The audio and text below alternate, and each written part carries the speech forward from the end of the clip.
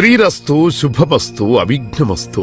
శ్రీ రాజశ్యామలాంబ సహిత దశమహావిద్య ఆలయం స్వర్ణ దేవాలయం గోల్డెన్ టెంపుల్ నిర్మాణం కొరకు లోకక్షేమార్థం దశమహావిద్య మహాయాగం 11 లక్షల కొబ్బరికాయలతో లక్ష్మీ గణపతి హోమం మరియు 11 కోట్ల కుంకుమార్చన కనక మహాలక్ష్మి కుంకుమార్చన సత్తుపల్లి శ్రీ లక్ష్మీ గణపతి ఆలయమునందు 108 రోజుల పాటు నిర్వహించబడును.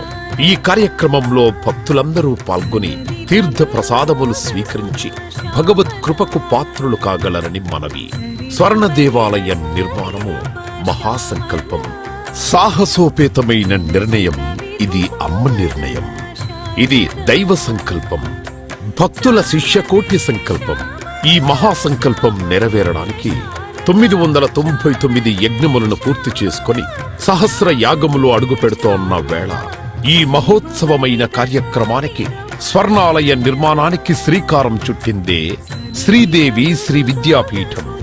గణపతి శరణాగతి అంటూ దైవాన్ని స్మరిస్తూ ఈ కార్యక్రమాన్ని రూపురేఖలు తీర్చిదిద్దడానికి భక్తులు ఈ యజ్ఞాన్ని నిర్వహిస్తున్నారు. ఈ స్వర్ణాలయ నిర్మాణానికి స్థలదాతలు, విగ్రహదాతలు, నిర్మాణదాతలు, పోషకులు, రాజపోషకులు, మహారాజ పోషకులు, భక్తులు సహాయ సహకారములు అందించి తెలంగాణ ప్రాంతంలో ప్రతిష్టాత్మకంగా ఈ దేవాలయ నిర్మాణాన్ని చేయడానికి ఇంటికొక పువ్వు ఈశ్వరుడికొక మాల అన్నట్లుగా అందరూ సహాయ సహకారాలు అందించవలసిందిగా కోరుతున్నాం. ఈ ఆలయ నిర్మాణం వల్ల దశమహావిద్య ఆలయములు స్వర్ణాలయము మన తెలుగు ప్రాంతంలో యావత్ ప్రపంచంలో మొట్టమొదటి ఆలయముగా చరిత్రలో సువర్ణాక్షరాలతో లిఖించబడే సువర్ణ అవకాశమిది.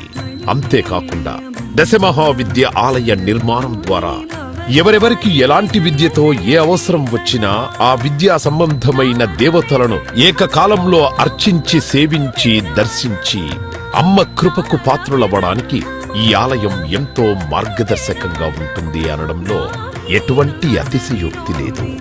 అలాగే ఎలాంటి ఆర్థిక సమస్యలైనా ఎటువంటి సమస్యలైనా పరిష్కారమవుతాయి అమ్మ కృప వల్ల.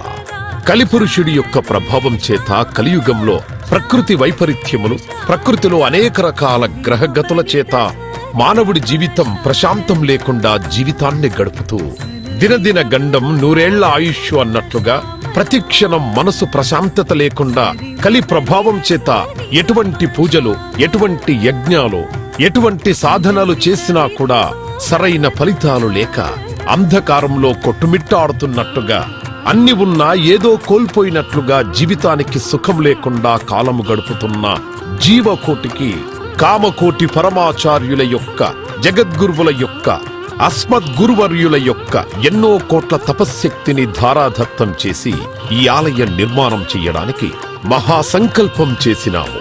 పూర్వజన్మలో దాన ధర్మాలు చేయడం వల్ల ఈ జన్మలో దాన ధర్మాలు చేసే శక్తి మనకు లభించింది. అటువంటి శక్తి కలిగి ఉండి కూడా దాన ధర్మములు చెయ్యకపోతే ఈ జన్మకు చరితార్థం లేదు.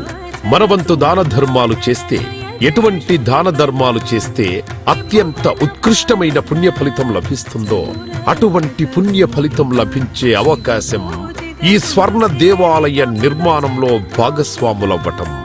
పూర్వజన్మ సుకృత ఫలితం ఉంటే గాని ఈ ఆలయ నిర్మాణంలో భాగస్వాములు కాలేరు. అమ్మ సేవలో పాల్గొనలేరు, అమ్మ సేవలో తరించలేరు.